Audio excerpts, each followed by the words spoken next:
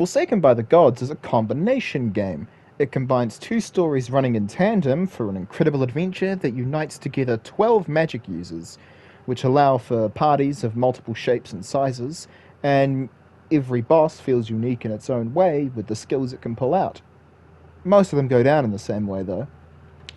Now, it has been a hot minute since I did one of these videos because game development is a nightmare at the best of times. So the next video I do will probably be a dev commentary because staying up at 2 AM to do the monotony gets results, people.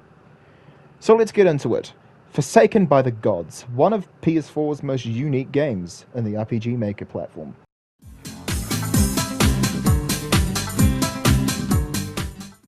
The story is kept pretty simple for arguably a little too long.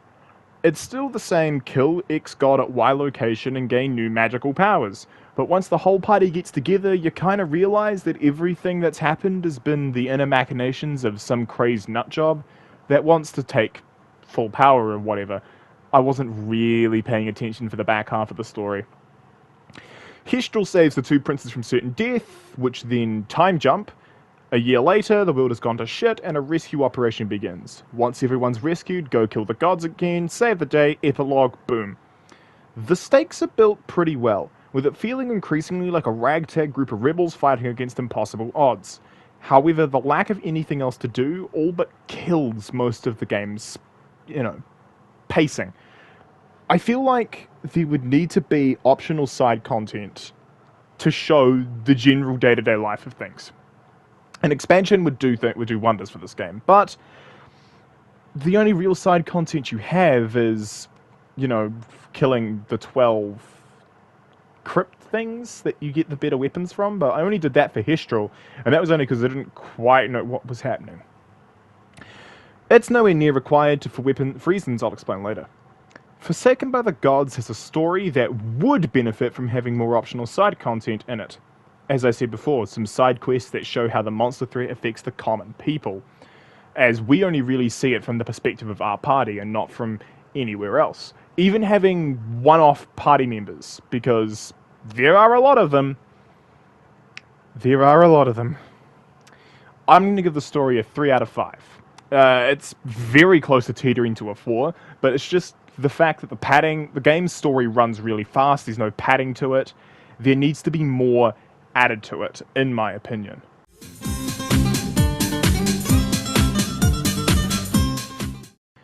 I value my sanity, so I'm only going to rank the 12 magic users, and not the entourage of additional one-off party members. Although another game with more of them would be pretty sweet. I'm going to talk about Sun's party first, then Kane's, because I just want things to be kept together. New characters first, let's go. Yakaway is the only new party member from Sun's party, and he's a resounding of a character. Compared to other party members, he feels like a mix of Neji, Kane, and Tai. He's an assistant to a foreign leader like Neji, who is heavily armored and straight-edged like Kane, and the best friend of a prince like Tai, technically. Neji is amazing. He was one of my final party members because of his skills, but his personality of a curious yet knowledgeable scamp is very cool. His knowledge of the world is what allows for the team to secure the last few god kills before everyone meets back up, and he stands out among the rest of the group as an incredibly well-balanced personality. Shinzu still kind of kept to the background, which, funny, because, ninja. But the moments where he gets to shine are very few and far between. The only one that sticks out to me off the top of my head is when you go visit Shinzu and Kasahara's home, and you get to meet the woman that raised them. You get to see how much of a softie he is behind the mask when you get those moments, however, which is very nice. Similarly, Kasahara also felt kept in the background towards the end.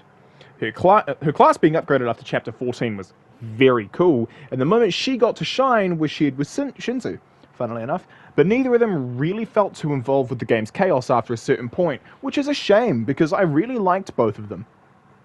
Hestral. If this man was real, he would be a champion man. Hestral is the best bro in existence and is easily one of the boys. He's also so goddamn pure and good that the final boss states that he would kill Hestral first. Hardcore as fuck. Heshtel is probably my favorite character by the end. The dude's a goddamn champion. Sun, despite having the most dialogue of his party, honestly felt the weakest in character. I mean, he got a pretty nice redesign in the in-game time skip, but unfortunately, Heshtel and Neji just stole the show for me out of his party. And I lost sight of Sun, the man himself. Kane's party has a few more new characters to talk about because his party was smaller before this point, so let's get rockin' and rollin'. Solstice kind of became the girl for me because of her wildly effective attacks, but she's still a pretty damn well-written character in her own right. More often than not in the backseat, what little moments Solstice has shown her character quite nicely. She's got a real mean-streak personality who won't back down unless required to, basically relentless. I like it. It's a good choice. Good character. Well done. Genji is the more level-headed one, and despite she having a very similar name to Junji Ito, one of my favorite horror writers, I just wanted to throw that in there, that it sounded similar. From what I saw out of the two, between Solstice and Genji, Genji is the more level-headed one. And honestly, by the time these two showed up, it kind of felt like I was going through the motions, but I can still call they're pretty damn effective characters. They helped add some seriousness to the situation as needed. I'll be honest, I feel so bad for Raif. Not only does he get shafted by the story, the game shafts him. And unless I've gotten something confused, he gets referred to as a different name in places. He's still a really solid character with some pretty damn good lines, but he gets less and less moments for those hard lines as the game goes on. Fioria gets a character redesign after Chapter 14 and a new class, but honestly, I kind of prefer her original design over the new one. The in-law reason for the redesigns is very sweet, and it's nice to see some moments like that. Fioria is a solid presence and one to aid in diffusing situations when needed. Tai also gets a redesign, and I honestly can barely tell the difference. He's still the jokester of the group, and he became another of the boys because of that. His presence helps lighten up bad situations, and I really appreciate that. Sometimes you just need a character to be a jokester and a funny guy. Kane honestly got shafted worse than Sun. Like, I tried to keep the two princes in the party for as long as I could, but both of them just kind of fell out of favor. They just fell off towards the end as the rest of the parties were so much more alive and full of character. It was really refreshing to see that, everyone kind of got their moments. Kane's majestic beard and his redesign makes it all so much better though. That thing is glorious. Forsaken by the Gods has not only the biggest main cast, but also an additional 8 characters who I didn't talk about for sanity's sake. So you know what I'm about to do.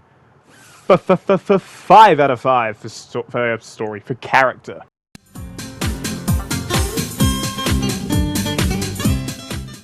This game's combat is very solid. It's well balanced right up until the end game. Right about this moment here. It's at this moment that the game's balance is bent over and snapped. Because of Neji. Neji, up until this point, is a pretty damn useful support character, with a healing skill that generally healed more HP than anything I could purchase from stores. And at this moment, he learned his lifesteal skill. It drains a fixed percentage. I want to say about 30-35%. Point of the matter is, it is a fixed percentage. And then you look at the other side, and not only does it heal you for a fixed percent, it damages the opponent for that same fixed percent. 15,000 damage. So, this snaps the game in half, and any tactic soon turns into pump healing items into Neji until he can use the same skill 3 times and win. Not that it's a bad thing, it honestly made the game a hell of a lot more fun. But if this is a bug, yeah, I understand if you patch it. Aside from that, though, the combat is really fun. Your gear being behind the enemy constantly has to make you think and minimizes your ability to shut your brain off when you get into battles. And before 18,000 damage, you had to learn what skills can inflict status conditions, who was immune to them, who was weak to them, who was susceptible to them, and keep them on that uptime as long as possible. I'm gonna give the game a 5 for combat, because when I clocked on to 18,000 damage, I was cackling like mad.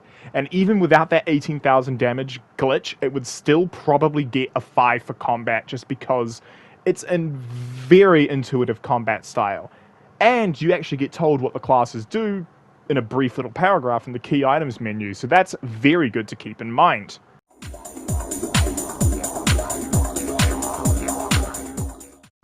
The maps are honestly the weakest part of this game, unfortunately.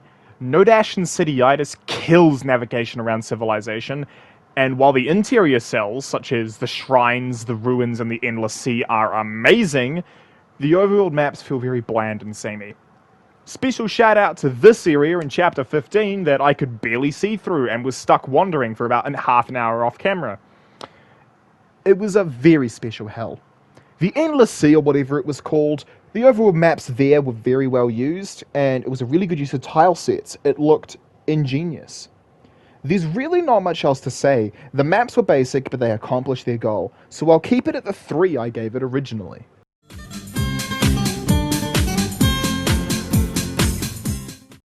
Despite all the issues I had with the game, the simple maps, the misnamed items, the lack of certain character dynamics, the 18,000 damage, I really enjoyed this game. It was a fun experience, and it perfectly capstoned itself after 10 hours of gameplay, 15 chapters, and an epilogue. As best put by myself... So, that is Forsaken by the Gods completed. And when I complete a game, I give my opinion on it. So that is a final time of just over 10 hours. Probably closer to 10 hours, 15 minutes, because the dragon fight. But, yeah. No, I really enjoyed this. And this game was a lot of fun. This was always I think this was the first game that I wanted to go back and do a closer look at, because I really enjoyed it, and I really liked the concept.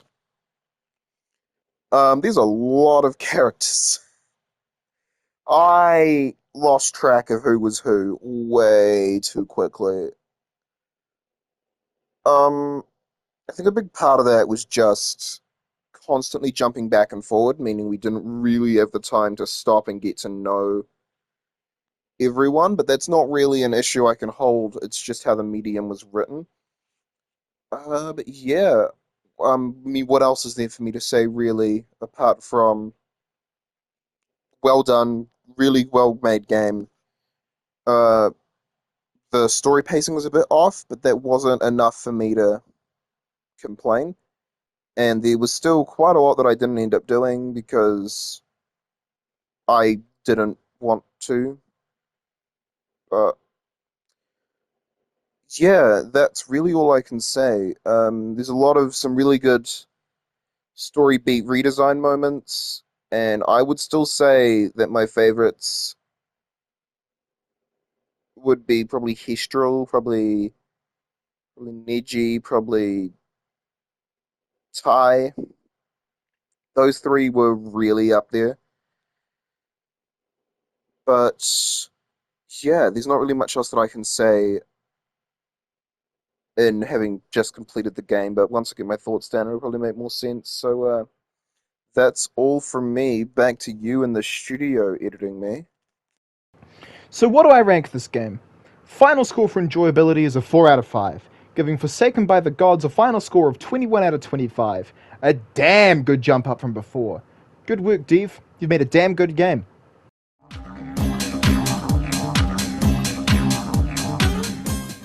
So another episode done. Finally. I'm going to do a developer commentary next, talking about the work that I've put to the game, because I've done a fair bit. I'm considering potentially expanding out of just PlayStation 4 and working on PC RPG Maker games as well, seeing what the PC platform can do with the plugins and the like. And I may be considering figuring out how to capture Nintendo Switch gameplay for the RPG Maker player on the Switch as well. Expansion is out there. The next video for this series, however, will be returning to Idrica Descending, hopefully finishing that game as well. We'll be back at a Radley, and there's our Radley quota for the video. So with all that said, thank you for watching, have a good rest of your day or night, and stay safe out there. Bye!